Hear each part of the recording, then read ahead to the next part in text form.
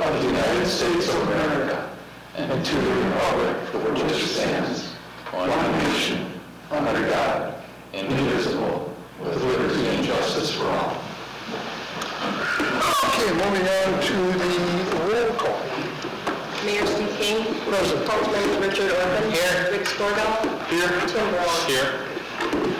Okay, moving on, I will now entertain a motion to adopt tonight's agenda. So moved. I have a motion by Mr. Brown, do I have a second? I will second. Second by Mr. Skordahl. Is there any discussion before I call for the question? Hearing none, all those in favor of adopting tonight's agenda signify by saying aye. Aye. Those opposed? Motion passes.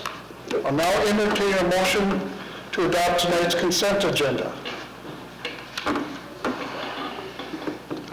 I'll make a motion to adopt the consent agenda. Mr. Orban makes a motion, do I have a second?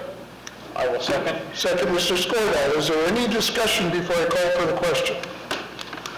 I have one minor correction in the minutes.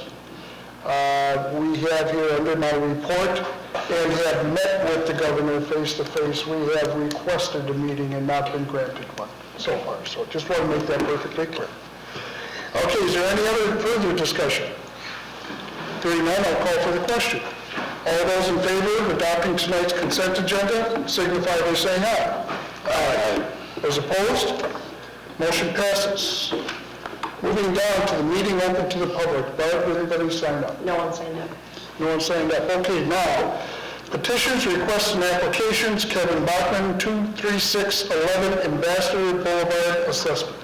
Mr. Coleman. Honorable Mayor, members of the council, as you'll find in the packet, we have a request from Kevin Bachman for the property at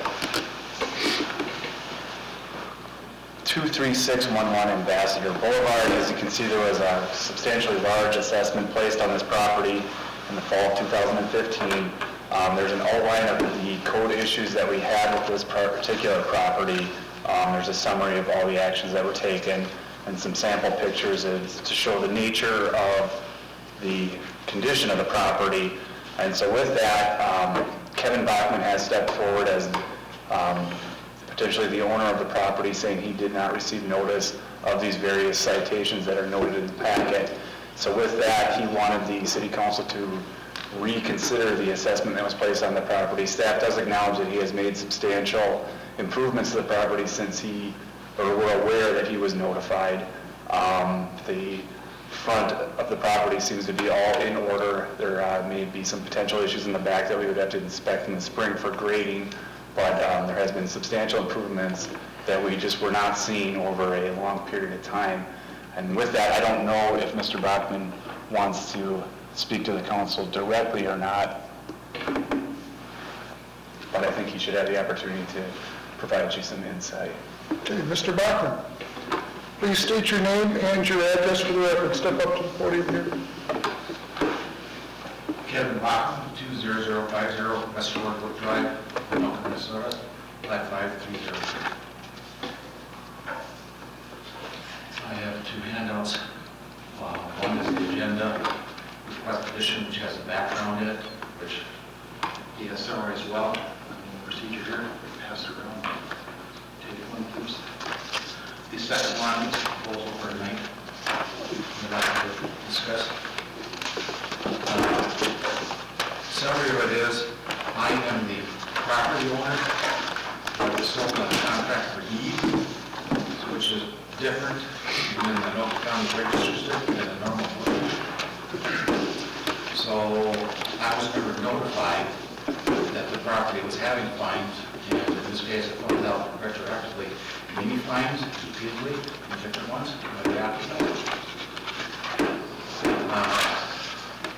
So on that basis, this is like a first notification to me that the property was in trouble. When we went and got the property tax statement for Anoka County, I am responsible for the property taxes, not the occupant. The contract for deed owner pays me, and for the contract for deed, he pays me for the house insurance and the real estate taxes. That way, in a normal contract for deed situation, I make sure they're paid, and he doesn't go in default. I use standard Minnesota statutes and the contractor deed terminology in that to help enforce my rights. I'm unfortunately kind of what they call a reluctant property owner. We helped recover the property from foreclosure from my brother-in-law, who lost it due to identity theft and his bank statements were stolen. So we recovered the foreclosure, refixed the property up, and that's about when house property taxes were going down, or house prices were going down. And he realized he couldn't afford it, he had to move closer to his job. So then we tried to sell it. We did, someone stepped up and made us an offer and sold our contract for deed. So we have bought our house that way, you know how they work. But I read the ordinance for City of St. Francis, and you're going by the tax roll for informing people. Well, that's not always the property owner. The property owner is the one who has the deed registered at Anoka County property tax records. That's who you should be notifying to get to the owner, the one who's got responsibility and authority to do something. In this case, the occupant, I think, kind of knows he's not responsible for those special assessments. I don't know if he took advantage of it, but once I found out, I had several hard discussions with him and put force on him. And you can see, as of today, I believe the property is in full compliance. I've been working with him for a bit and his son. And whoever the coordinator is, she had noticed several weeks ago driving by, there was improvement. But I believe it's all in compliance with your current city ordinances for the front and the backyard. So I'm asking that because I wasn't notified, and this is an onerous $8,000 bill, which isn't in my budget, but to treat it as a first-time notification or eliminate the special assessment against the property that I have to pay. And it's based upon the proposal, and it's also based upon the intent of your ordinance is to get city properties in compliance with it, not generate revenue and revenue. That is a great enforcement technique because I didn't get the notices, so I could not take action earlier. I've driven by a couple times. We live south of here, but my work and everything is south. Our kids went to the school up here, but they moved on. So I just don't go up here anymore. But I did notice that the extra cars parked on the property in the summer when I went through. I did not know it was not appropriate to park on the grass. And when I talked to him about what he got in trouble for, he said, well, that was one of them. And his original time, he didn't know he was not allowed to park on grass. But then he kept repeating, which is obvious from the records and what you have. So the proposal is to meet the city code, get it compliant, and I believe I've done that, accomplished it. The community development coordinator can confirm the yard is compliant if someone is resident can go look. The special assessment, I'm asking to be eliminated or reduced to a first-time notification. Keep the property in compliance by the occupant and the owner. I can help keep him under control and the property compliant. And if there's complaints again, the city can issue citation again if the property is not compliant again. And then inform the owner, as your original intent is, but it's just your process doesn't allow for contract for deed notification. So I recommend updating your ordinance too, or tweaking your notification procedure. You'll get faster compliance, at least in my case. All right, thank you, Mr. Bachman. Council, I think we have a very unique situation here. In talking with city staff, this fell through the cracks because of the contract for deeds. So they're looking at ways to resolve that issue so we can get to the property owners.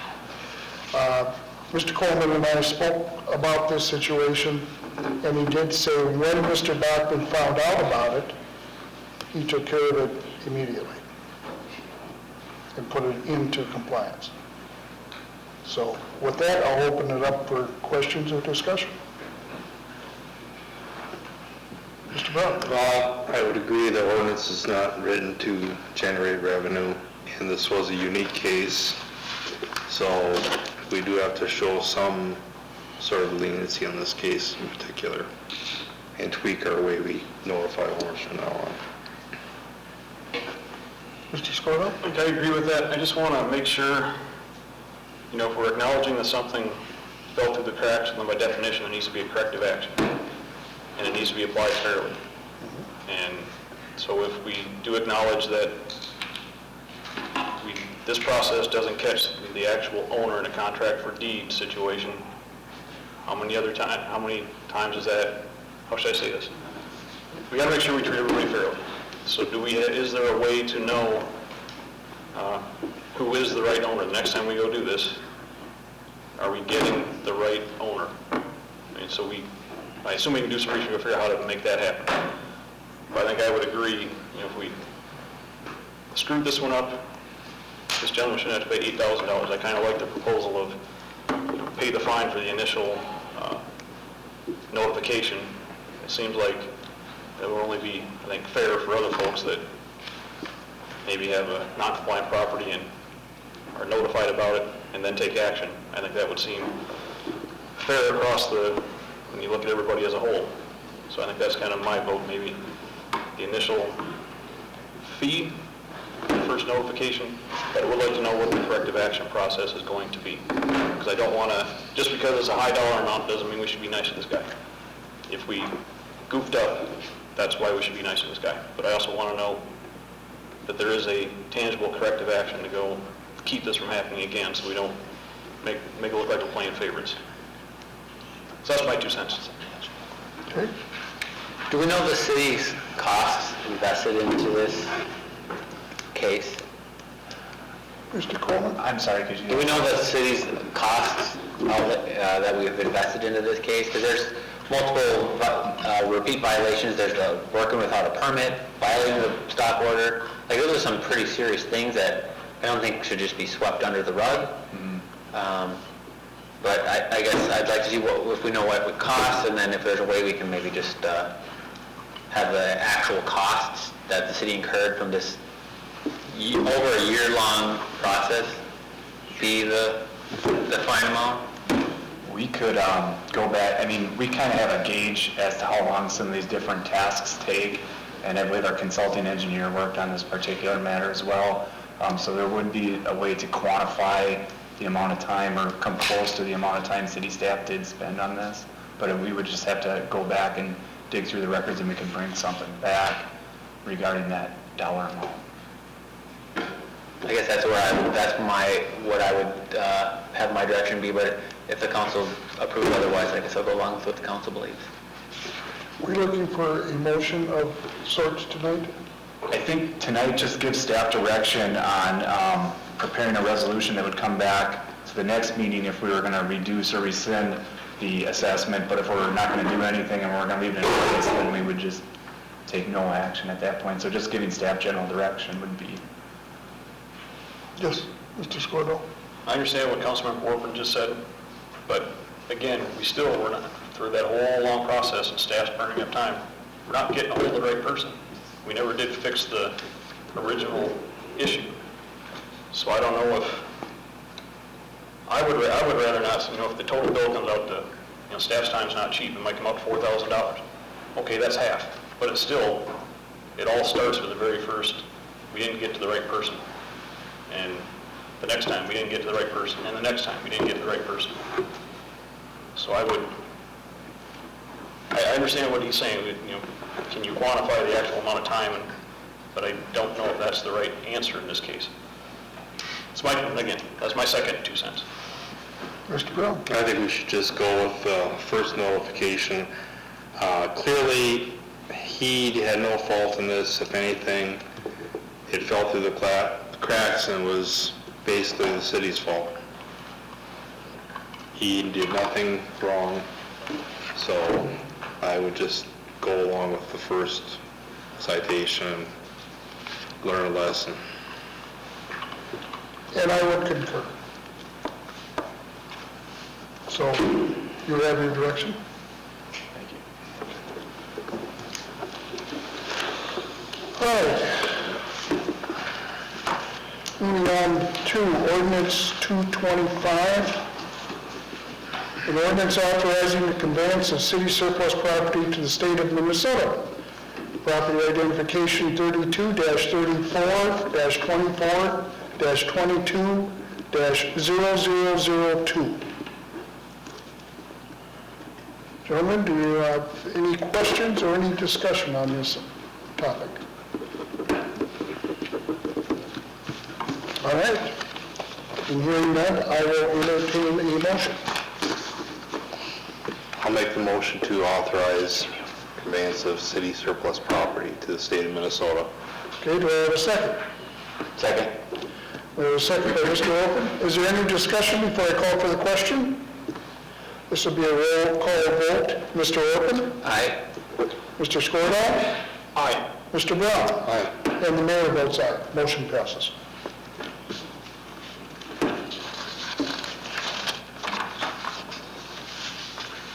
Okay, moving on to ordinance 226, second series, an ordinance amending section 2-9-1 of the city code regarding the fee schedule. Do you have any discussion on this?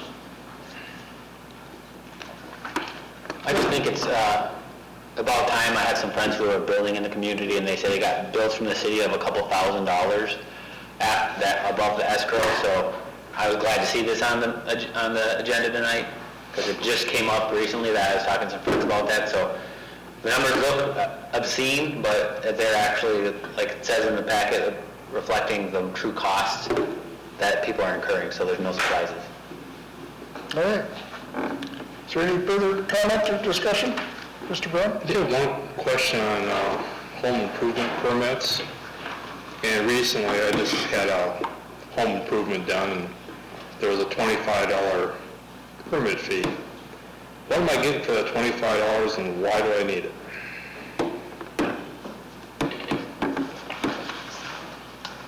General building permit. Just put a water softener in, something stupid like that.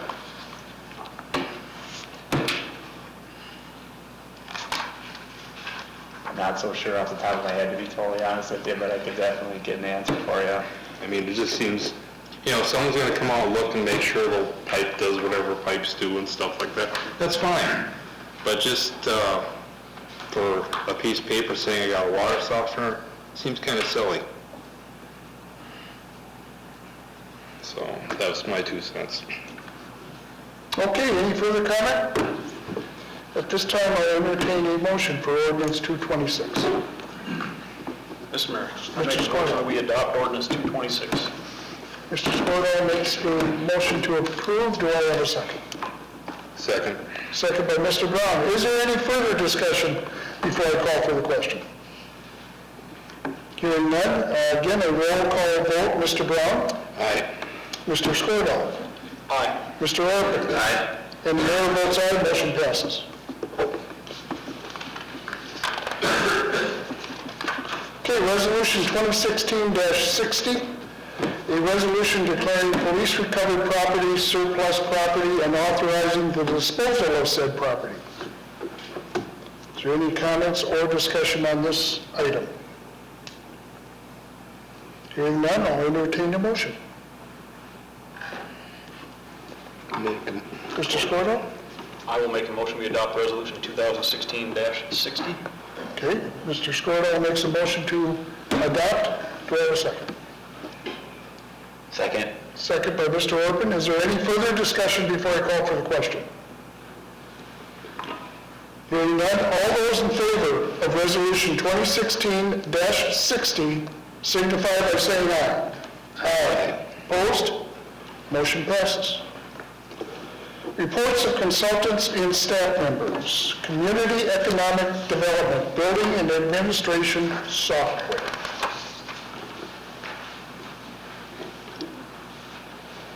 Mayor and Council, before you in your packet, I have a proposal for a software program to improve our efficiencies and processes for community development, building, administrative, and potentially public works. To date, the city has depended on several of the Microsoft products to administer our programs and administer both the building needs, the permit needs.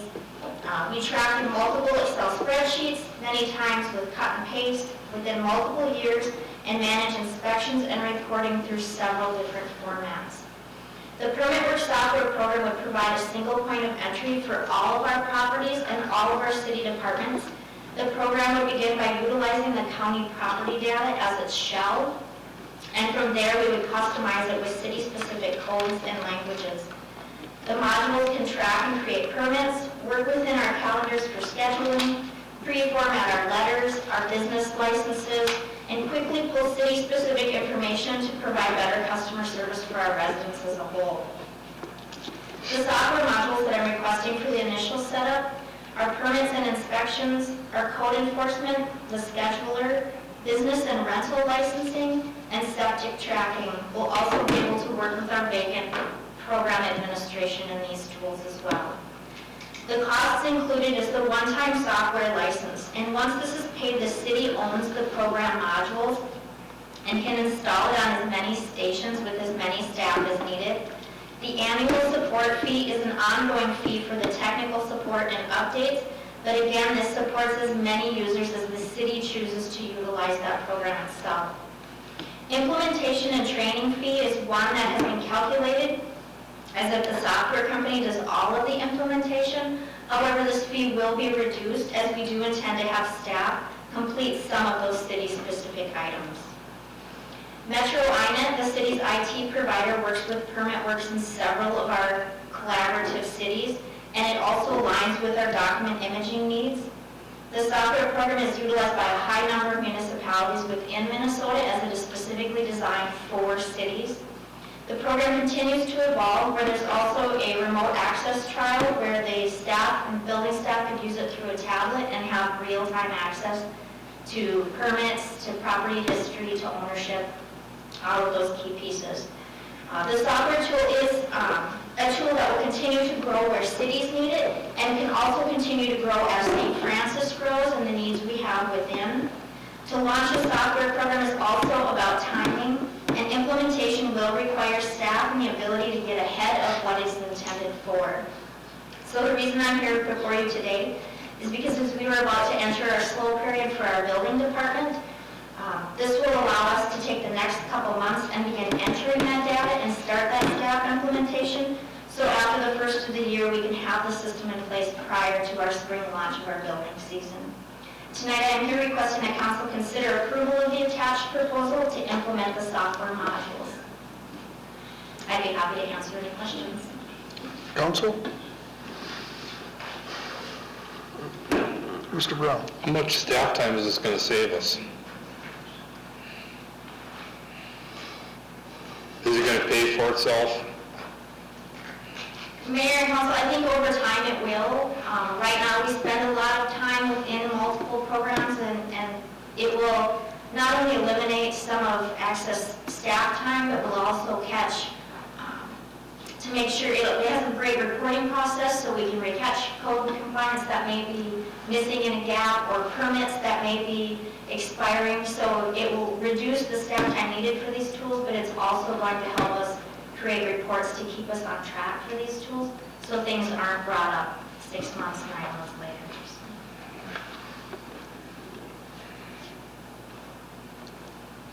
Do we have money in the budget to cover this now? We have budgeted specifically for it in 2017. Okay. Would this be a 2017 expense or 16? The formal implementation would be after the first of the year. By getting approval tonight, we could start lining up some of the data pieces that would then attach to the implementation and get billed for in the 2017 budget year. Okay. Council? I would entertain a motion at this time. I'll make a motion, we go forward with the signing a contract with the software company. Okay, Mr. Orpin makes the motion to move forward. Do I have a second? I'll second. Mr. Brown seconds. Is there any further discussion before I call for the question?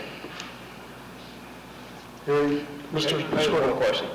Now, this will get us out of the business of utilizing Outlook appointments to schedule the inspector and all that kind of stuff, right? This will help more formalize that whole process of scheduling and keeping track of who's doing what and that kind of stuff? Mayor and Council, it will, through Outlook, tie together the software program with our existing Outlook, as that's where our support is for our calendars right now. But the system itself will be able to track and schedule those appointments so they aren't being missed. All right, that was my only question. Thanks. Okay. So we have a motion and a second. Any further discussion? Hearing none. All those in favor of moving forward and purchasing the software signify by saying aye. Aye. Those opposed? Motion passes. Thank you. Thank you. Moving on to the police department, the 2017 squad car purchase replacement. Acting Chief Schreiber. Mayor, Council, tonight I'd just like to talk briefly about our squad car replacement for 2017. Our current capital equipment fund portion of the proposed 2017 budget is set up for the purchase of 2 squad cars in the year 2017. The squad cars will be purchased from Burnsville Dodge, who once again have the state contract for our Dodge Chargers. One of our 2013 squad cars would be traded in for one of the new ones that has approximately 90,000 miles on it. The trade amount would be deducted from the purchase price of one of the new cars. Instead of trading in our other 2013 squad car, which has approximately 43,000 miles on it, we would convert that to an investigator car. In the past, our investigator cars typically would come from our forfeited vehicles. We would find a decent one to convert, pay the money to convert it, and the investigator would drive that until either the miles got too high, maintenance got too high, or what the case was. The investigator, up until recently, was driving a 2008 Dodge Caliber, which was one of our forfeited vehicles, which we converted over. I recently made the decision that it was basically unfit to be in any law enforcement capacity. One, it has a 4-cylinder engine, and when our investigator is out and about, there are times when he is called to assist other officers and go to call if he's close or she's close. So the 2008 Dodge Caliber just wasn't fit to do that anymore. The Dodge Charger would be much better suited for that position for law enforcement use, whether it's an investigator or patrol officer. They're built for that. They're suited for that. The 2013 Dodge Charger that we would convert could last quite a few years because of the mileage on it. Possibility that I've explored for the future is replacing our currently scheduled Tahoe replacement in our capital equipment fund in 2019 to possibly replace that with an investigator vehicle. This could avoid costs by converting a forfeited vehicle or another vehicle or a Charger every few years. We could avoid that cost and just do it once every 8 to 10 years by purchasing a car for the investigator to use and a one-time setup fee.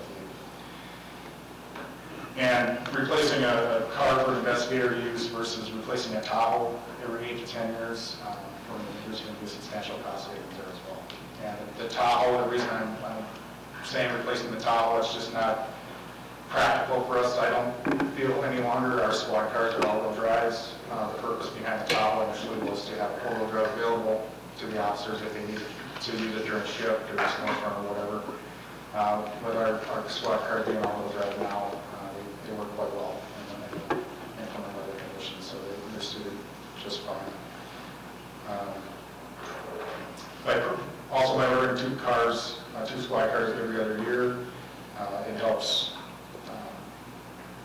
keep basically it's going to keep our fleet where we want to keep it right now. By keeping a fleet of newer cars, it helps to keep maintenance costs down, keep mileage down for trade-in. Just as opposed to keeping a fleet of older cars with more miles and more problems associated with it. Maintenance costs really get up. once we get over the 100,000 from our experience. So tonight I'm just asking for council approval to put in the order for 2017 squad cars, which would be purchased, paid for out of the 2017 capital equipment fund. Okay. And I can answer any questions if there are. Council? Do you have any questions, Mr. Brown? Not really a question, but I believe you're right as far as getting rid of the squad cars when we approach that 100,000 mile mark. Several years ago, I looked at our squad car replacement, and between 74,000, 75,000, 130 we used to keep them. We stuck half the money of a brand new squad just in repairs, so I think you're right by getting rid of them. On the 90,000 trade-in one, what we've had happen in the past, please be very good to the car, don't blow it up, and take very good care of it, because we've lost a couple of good trade-ins right at the very last minute. Yeah, and typically the squads that approach 90,000, we try to use as little as possible. Our reserves, we use them a little, but we do use them as little as possible before trade-in times, just to make sure that they're in the best condition that they can. Okay. Any other questions? Hearing none, I'll entertain a motion at this time. I'll make the motion to purchase two 2017 squad cars from Burnsville, I believe. Okay, Mr. Brown makes the motion. Do I have a second? Mr. Mayor, I'll second. Second from Mr. Scordo. Is there any further discussion before I call for the question? Hearing none, all those in favor of buying or ordering the new 2017 squad cars signify by saying aye. Aye. Opposed? Motion passes. Next, on to our Public Works for a wastewater systems operation specialist position vacancy in the Public Works Department. That's a mouthful. Good evening, Mayor and Council. For your consideration tonight, I'm asking that we look at filling or opening a new position to help us with our new wastewater treatment plant. We do call it a wastewater systems operations specialist, otherwise known as a water wastewater operator. So with the addition of the new wastewater plant, we are very much aware that there's going to be much more equipment to maintain, much more lab work to do, and general facility care that will require many more hours full-time. So, we're looking at, if we look at our old facility, we're at about 10 hours a week of full-time personnel out there taking care of things. It's estimated that with the new facility, we're looking at 40 up to 60 during yearly cleaning, yearly preventive maintenance, biosolids operation, and those type of activities. So with the new facility, we have approximately 22 pumps that we'll be maintaining, 8 blowers, 6 mixers, 12 buildings, structures, as opposed to 3 buildings and structures, 4 pumps and 3 blowers. So that's just a quick overview of the additional equipment. Okay. With that, I'll answer any questions you might have. Council? Mr. Scordo? So where does, I gotta think how to phrase my question. So where does this position profile fit amongst the current position profile we have on staff?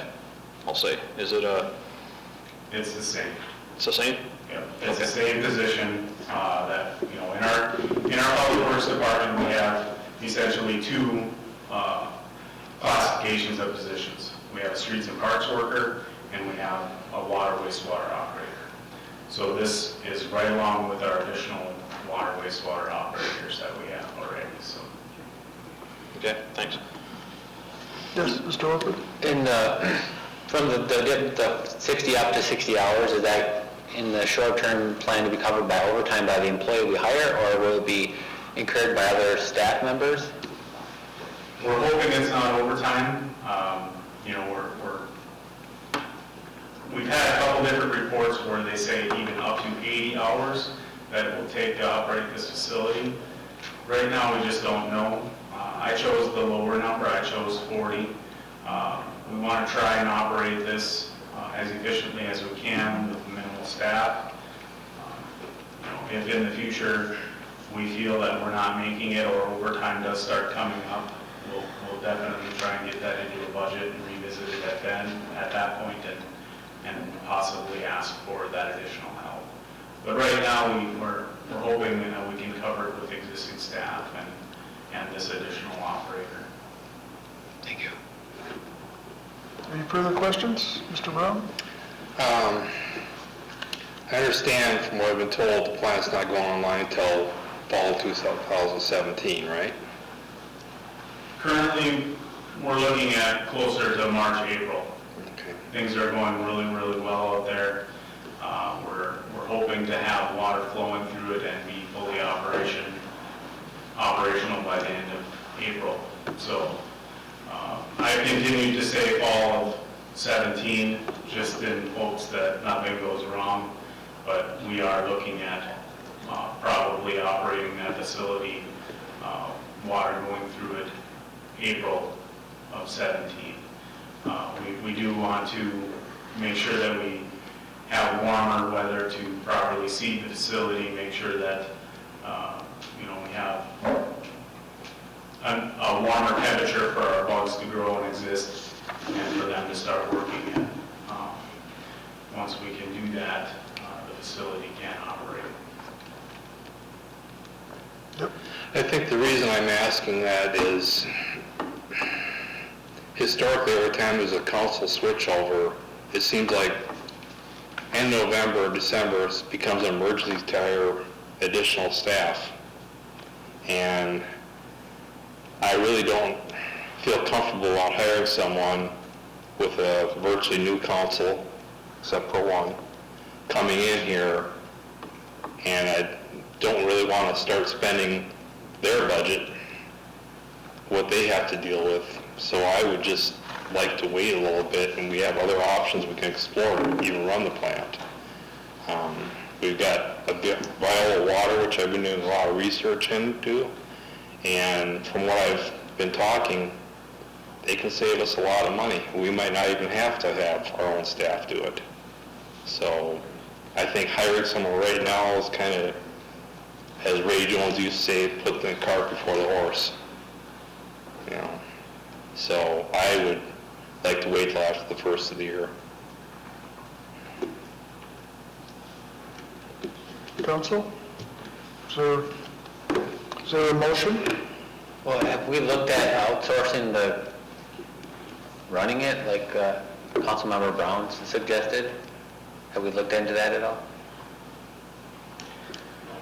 Mayor, Council, the experience that I have with privatizing your assets, your city assets, hasn't always been favorable for those cities that I have talked to. I am aware and have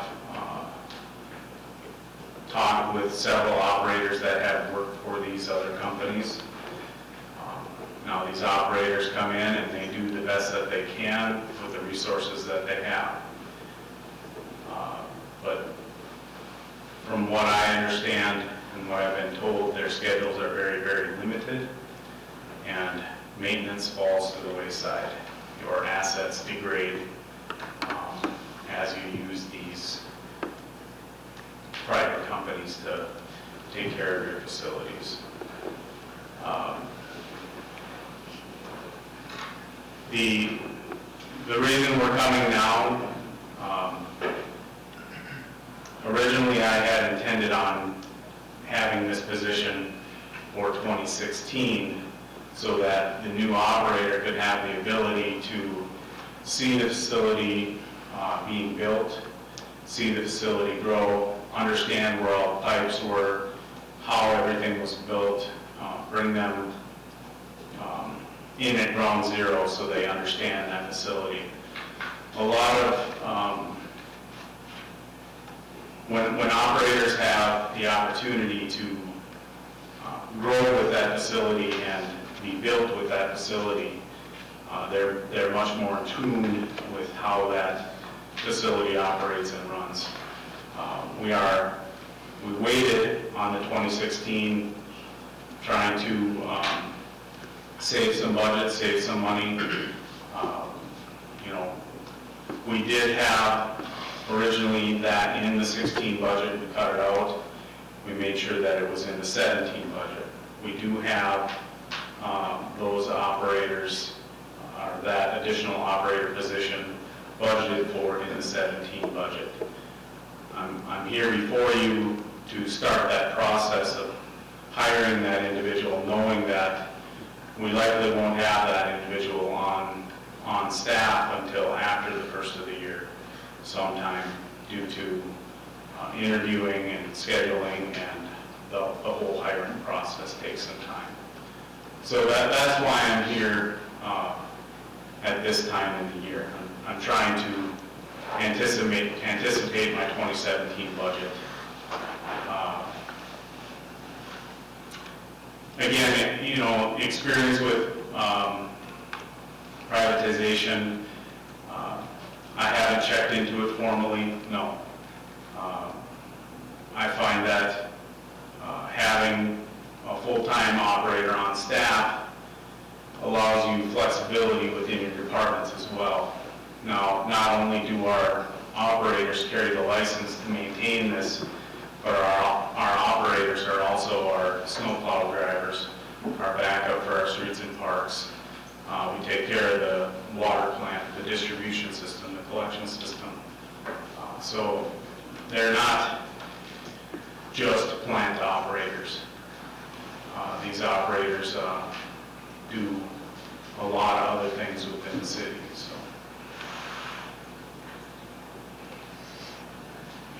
Mr. Squirtle?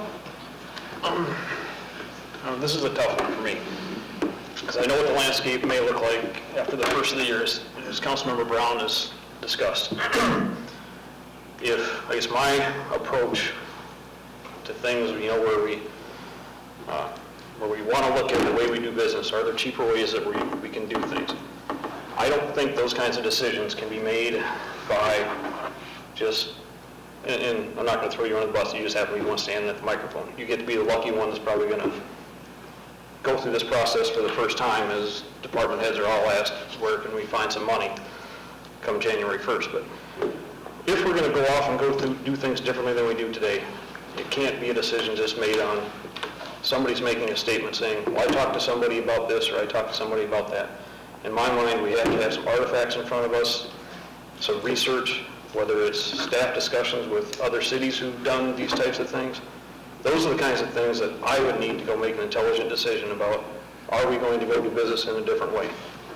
And in my mind, hiring somebody to, privatizing the operation of this wastewater treatment plant is a big change in the way we do business today. So I think where I'm going with this is, if we need somebody to operate this plant come March 1st or March 30th, whatever the date is, I would rather that person be an employee of the city in the time being. And if the next council decides that they want to go in a different direction or do some research, they can take their time to do that research and get it right. But in the meantime, we can't turn a blind eye to the fact that, granted, this thing is controversial, but it's going to be online, it's going to be real, it's got to be operated. Somebody has to know how to do it. So it would be my preference that we have that person in-house, staff goes and hires that person. If the next council decides to do something different, let's do the adequate research to understand the benefits of doing that. But in the meantime, that thing needs to be operated. You can't kick that can down the road. So I think that would be my preference. And I don't like to take the approach that if we decide to go in a different direction, we can always let a staff member go. I don't like that attitude because we're also an employer of people. We got to remember that too. So as I'm saying this, I would recommend that we authorize staff to go advertise for this position, but knowing full well that there might be a trade study, let's say next year, could point to doing things a little bit differently where that person would be needed. I guess that's the risk we would take. But I would recommend we go forward with this job posting so we can get somebody in there that can run it and let the next council decide what they want to do, if they want to go in a different way. That's my 2 cents on that subject. Is that in the form of a motion? I would make a motion that we authorize staff to advertise the position as stated here. Do I have a second? Second. Mr. Orpin seconds. Is there any further discussion before I call for the question? Mr. Brown? Again, I would like to hold off and give it our city administrator some time to study and check out some facts. And I'm not saying hold off till April or May. I'm saying hold off for 30 to 45 days. That's all. So we can see all our options before we hire someone and then we have to figure out what to do with them. So that's mine. Any further discussion? Well, I guess let me just ask, is there a timeline that Mr. Brown's request could be fit into, and we aren't sitting here in March not knowing what we're going to go do if the thing's going to get turned on 2 weeks later? Is there a time frame that would allow staff to do a little bit of research, in your opinion? I know we're kind of putting you on the spot, but...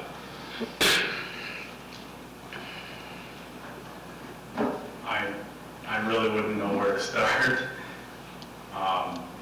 other than talking to my contacts with those. There's two private companies that I'm aware of. I certainly could reach out to them. I guess, are we looking for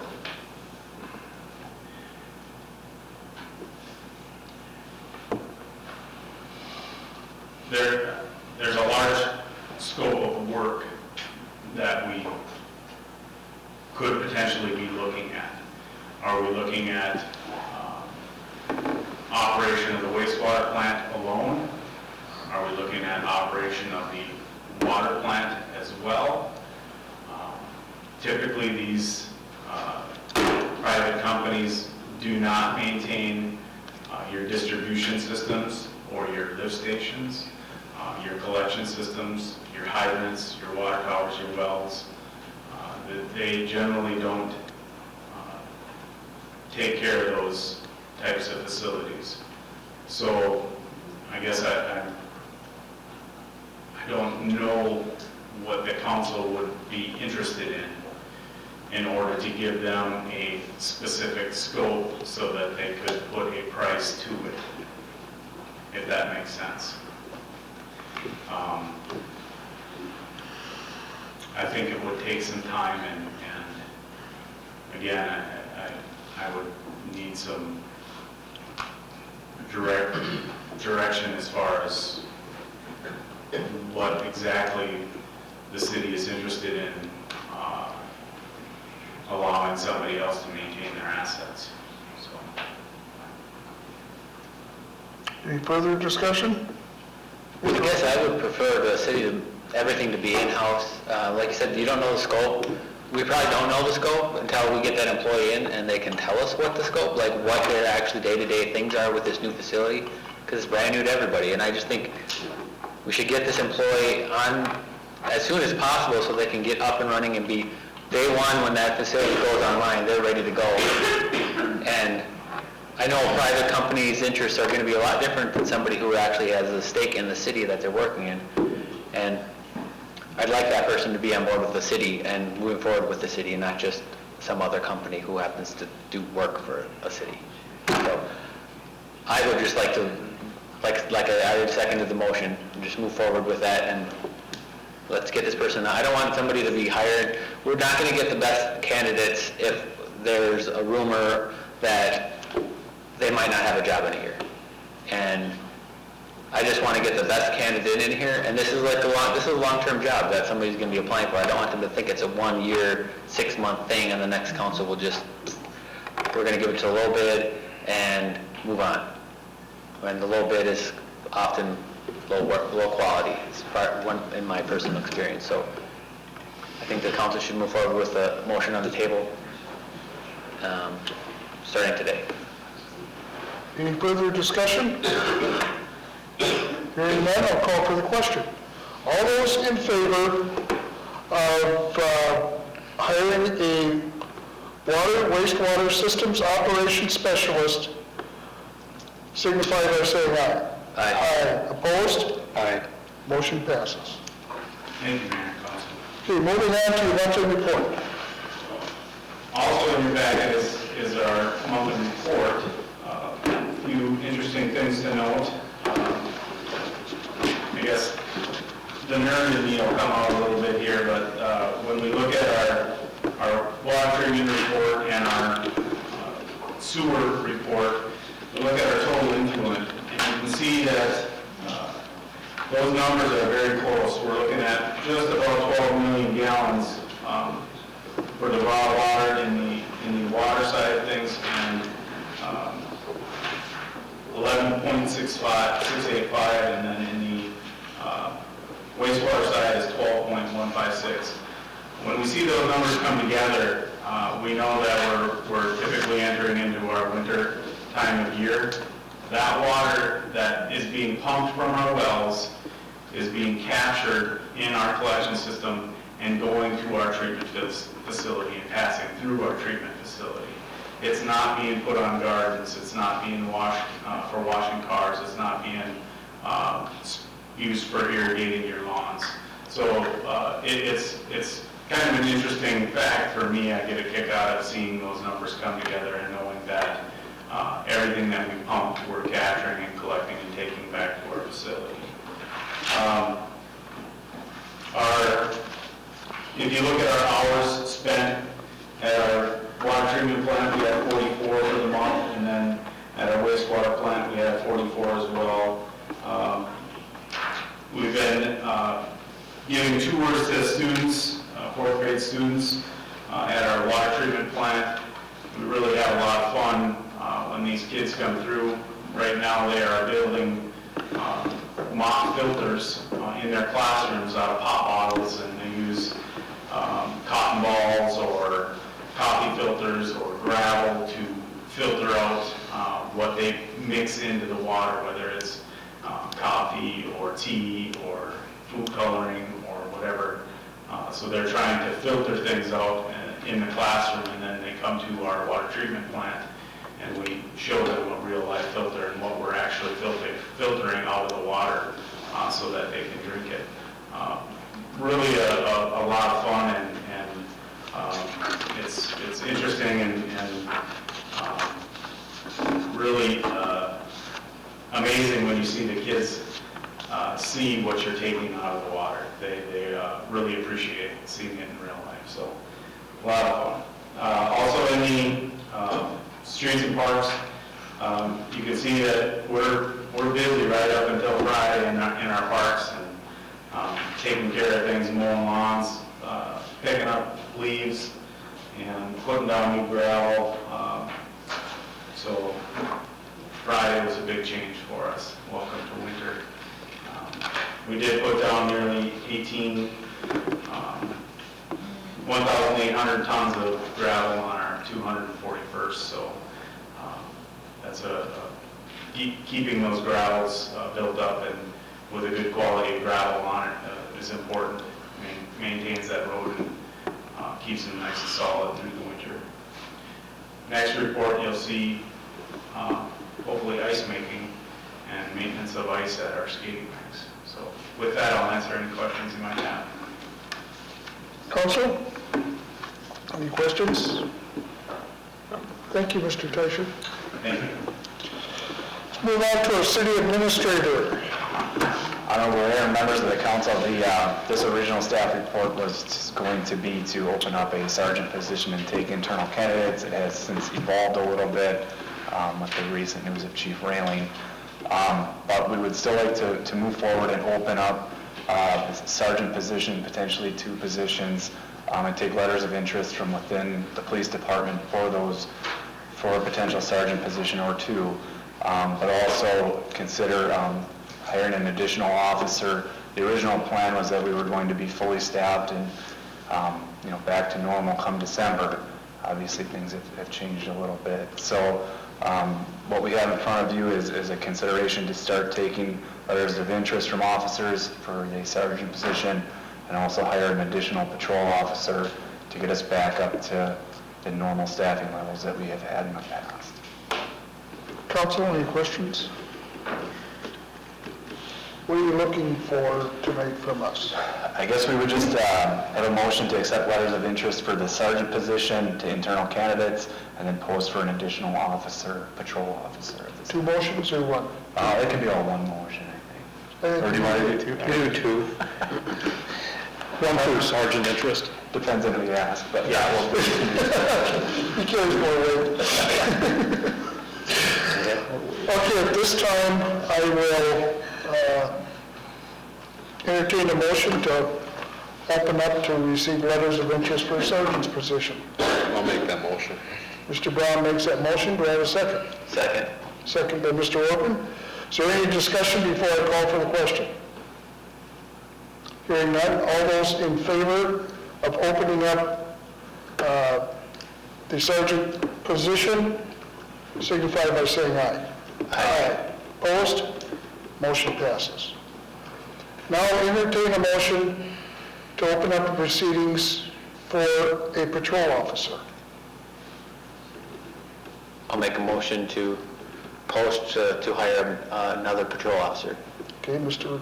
Orpin makes the motion. Do I have a second? Second. Second by Mr. Brown.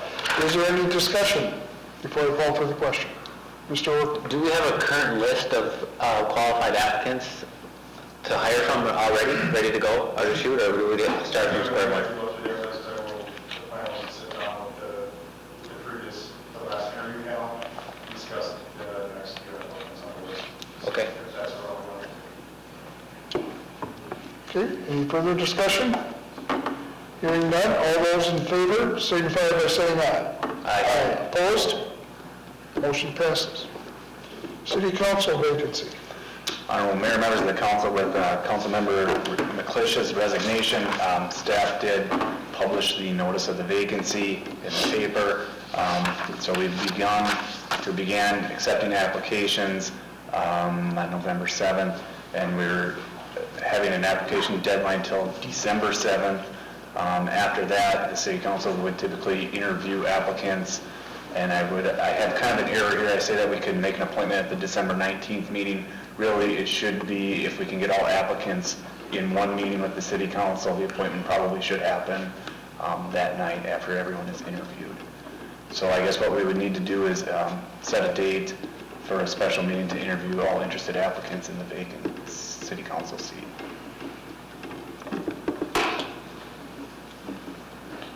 Can I ask a question? Can you review for me, I guess I've heard that current members of the council, but those that the community have not asked to come back to do that job again in January, are not eligible for this process, right? That is correct. Okay. There's a state law that prohibits existing sitting council members from being appointed to that vacancy. Okay. All right, that clears that up. So you're looking to actually set a date tonight? Set a date to interview interested applicants, and I suppose after we interview that particular night, we can, I don't know why we would wait for the December 19th meeting unless that was the direction of the council after the interviews, so.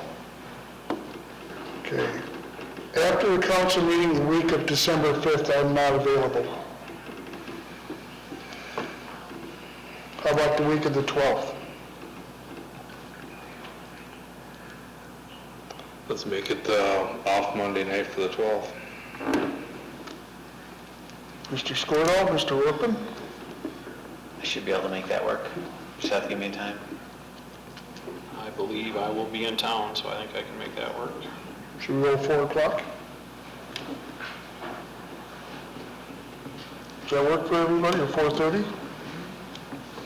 4 o'clock works fine. 4 is good. 4 o'clock? 4 o'clock at City Hall, or? At City Hall. So that would be on 12/12.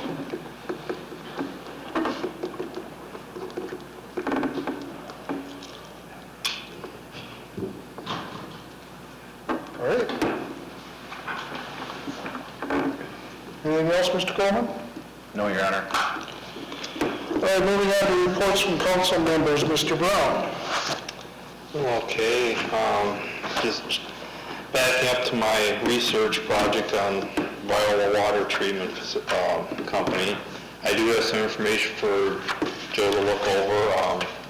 I talked in depth last week to the sales manager, and they can do as much as we want or as little as we want. They can do billing, they can handle the permits, they can reduce some of our engineering fees. Some of the lab work, they do that.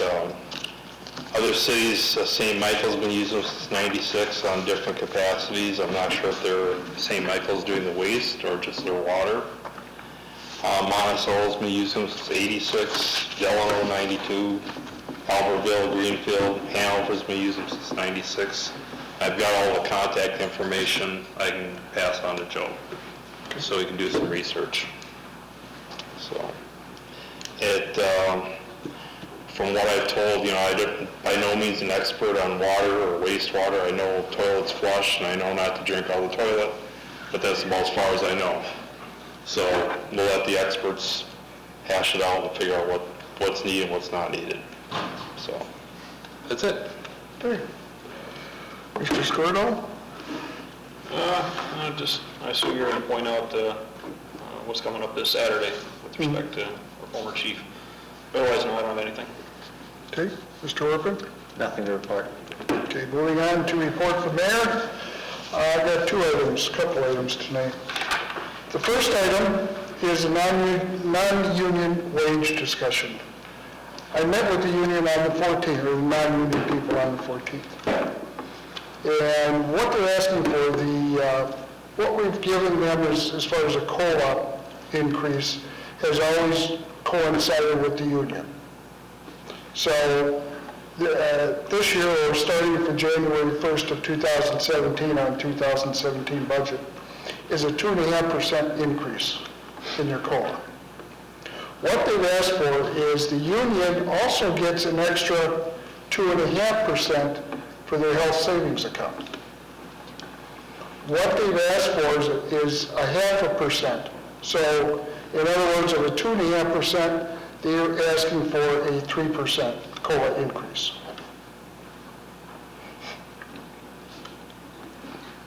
And I'll look for your thoughts. Yes, Mr. The health savings account, I guess there's come different ways that you can use. Is that the one where you get it when you retire, or is that? Yes. So When you basically, retire. it's a retirement benefit we would be providing. Yes. Do they currently have a health savings account? I don't believe they do. Is that correct? It's a balance of sick time. Yes. Darcy? Yes, full-time employees, when their sick leave balance gets up past $400, anything over 400 once a year, half of it goes into the healthcare savings account for that employee. But the unions have, the police union and the public works union both have a 2% that goes into their healthcare savings based on their wages, their gross wages for the patient. Is that, they don't get the sick bank going into there too, or they do? They also get that if Okay. their balance gets up, yes. And then when they retire, all of their sick leave goes to the health savings account Half of the balance can go to their sick leave account. when they Or retire? it's the healthcare savings. Okay. When they leave employment. Okay. Okay. I think it would be a pretty solid benefit we could provide to our employees that could help retain some people and maybe recruit some more quality people when we're in the hiring process in the future. So I'd be in favor of the proposal Okay. as you stated. Mr. Scordo? Yeah, I think it sounds like a good idea. I guess this isn't quite, we're not going to do a motion, are we? I assume we're just going to give Joe some direction to come back and bring a proposal forward later? Come back with a resolution. Yeah, so from what I've heard, I think that sounds like a reasonable thing for staff to go look into and bring back as a resolution. Okay, Mr. Brown? I would agree, as long as it fits within the budget. You have direction, Mr. Coleman.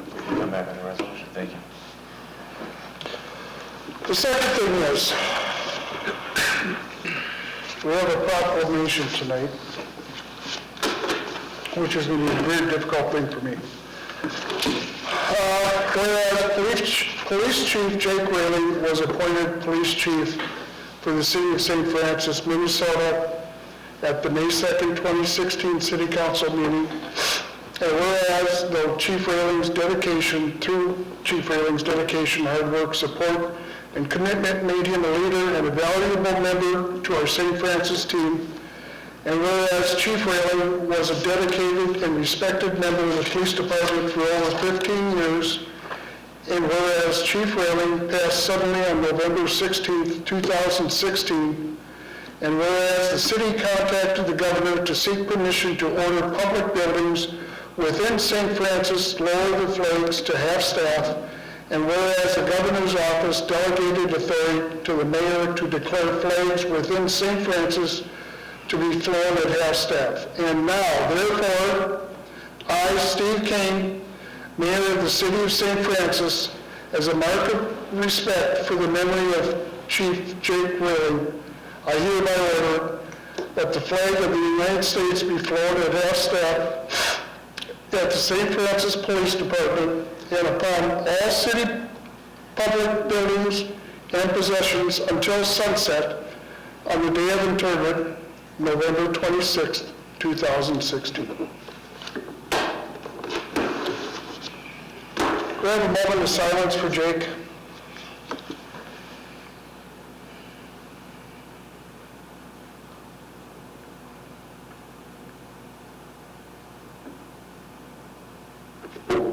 Thank you. Is there any further action that needs to be taken on this? Council have to vote on this? Council can join in as a matter of ceremony if they wish. Council? I'd like to do that. Okay. Great, okay.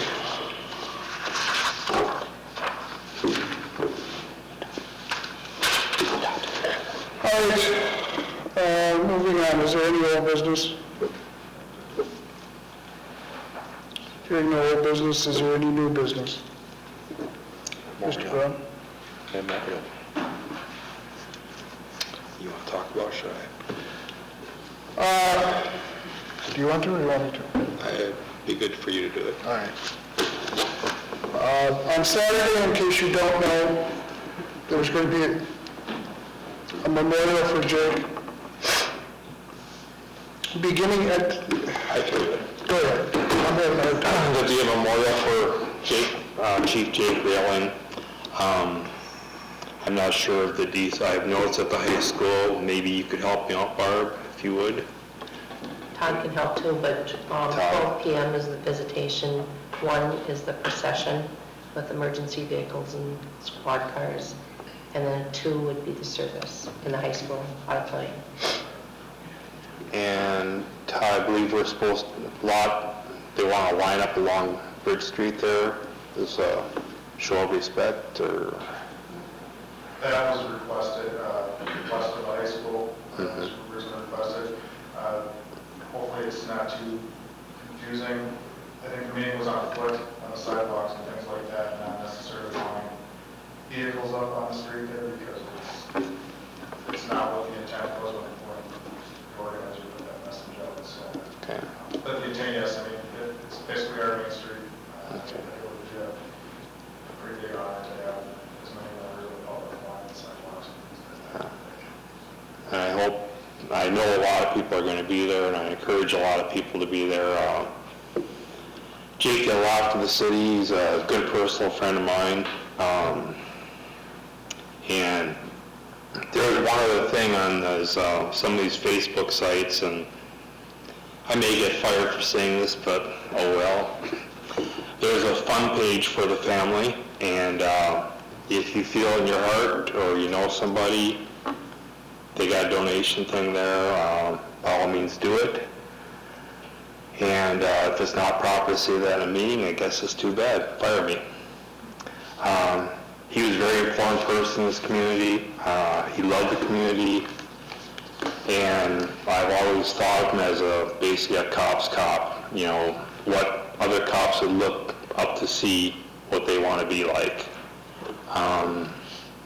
So Thanksgiving is going to be hard in the family.